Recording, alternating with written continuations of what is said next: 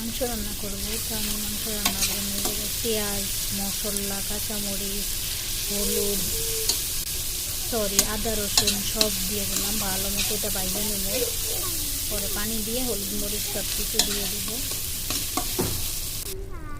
আমি হলুদের গুঁড়া, মরিচের গুঁড়া, 1 চা চামচ লবণ, মশলার গুঁড়া সব দিয়ে দিয়েছি। এখন ভালো মতো কষিয়ে নেব। এটা মশলাটা কষতেছে, টমেটো দিয়ে দিয়েছি এর মধ্যে। এখন হচ্ছে ভালো মতো কষিয়ে নেব।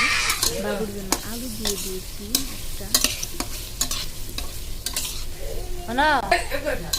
কষানো হয়ে গেলে পানি দিয়ে দেব।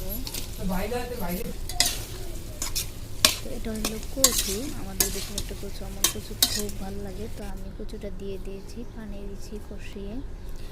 তো আমার রান্নাটা কিন্তু কেমন হলো জানাবেন অবশ্যই।